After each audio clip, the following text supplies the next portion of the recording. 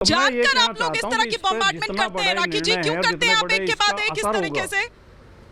इस पे बहुत ज्यादा जी, हम तो देश हित के लिए काम करते हैं, नेशन फर्स्ट की पॉलिसी के साथ हमेशा भारतीय जनता पार्टी का हर एक कार्यकर्ता, हर एक संगठन का मेंबर लगातार काम करता है और उनको अगर बॉम्बार्डमेंट लगता है तो वो उनकी प्रॉब्लम है। देश हित का जब भी काम होता है, देश विकास की तरफ जाता है तो हमेशा इस तरह के विरोधी स्वर जो हैं वो विपक्षी पार्टियों के नजर आते हैं। मैं तो ये कहना चाहूंगी, अगर देश का पैसा मिले, बचे और इनकम टैक्स पेयर्स हैं उनका पैसा बचे, जो इंफ्रास्ट्रक्चर है, रिसोर्सेज हैं, वो सब हमारे सेव हो तो उसमें प्रॉब्लम क्या है? और ये बात आज की बात नहीं है, इससे पहले भी, जैसे मुझसे पहले वाले वक्ता भी कह रहे थे कि लॉ कमीशन हो, चाहे हमारा इलेक्शन कमीशन हो, हर लोग सबने ये बात कही है कि एक नेशन और एक इलेक्शन अगर होता है तो निश्चित तौर पर बहुत अच्छा काम होगा लोकतंत्र के लिए भी। और पहले भी हम देखें तो 1952 में, 57 में, 62 में, 67 में ऐसा हुआ करता था जब विधानसभा और लोकसभा चुनाव एक साथ हुआ करते थे। तो प्रॉब्लम क्या है?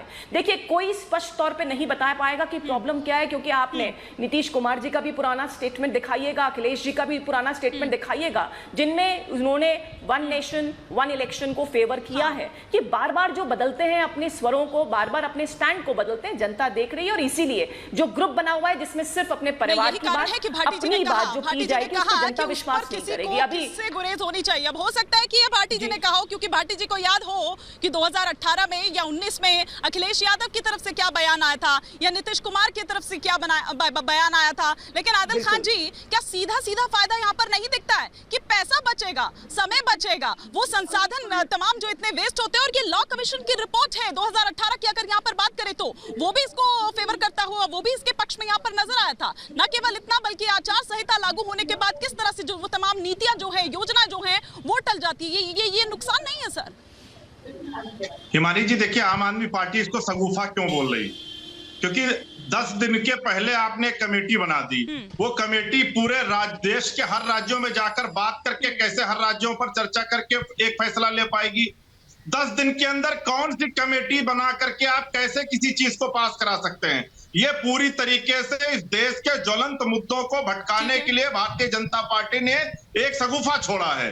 देखिए, इस देश के लोग आज बहस कर रहे होते हैं हिंडनबर्ग की रिपोर्ट पर, इस देश के लोग आज चर्चा कर रहे हैं महंगाई पर, इस देश के लोग पूछ रहे हैं कि इस देश के अंदर शिक्षा व्यवस्था ठीक क्यों नहीं हुई, इस देश के लोग पूछ रहे हैं कि इस देश के अंदर बेरोजगारी क्यों है, इस देश के लोग जानना चाहते हैं कि आखिर संविधान की हत्या करके देश को क्यों चलाया जा रहा है, संघीय ढांचे पर जो प्रहार हो रहा है उस पर सवाल उठता है। इस देश के लोग जानना चाह रहे हैं। देखिए, ये सरकार पूरी तरीके से भ्रष्टाचारी और तानाशाही सरकार है। जब इसको कुछ समझ में नहीं आता तो एक एजेंडा लेकर आती है। पहली मीटिंग जब पटना में हुई, पहली मीटिंग जब पटना के अंदर होती है तो पटना के मीटिंग के बाद इन्होंने एनडीए की एक बैठक बुला ली।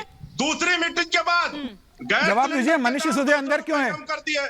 और तीसरी बैठक आप देखते जाए, उससे पहले मीटिंग बुलाई है और आप लिख के रखे बैठक बुलाने का अधिकार तो उनको भी है। बैठक बुलाने का अधिकार तो उनको भी है। उसमें नाराज होने की क्या बात है आदिल खान जी? आदिल खान जी, उसमें नाराज होने की क्या बात है? एक ओपनिंग कमेंट जरा सबका ले लूं, फिर उसके बाद आप कहिए।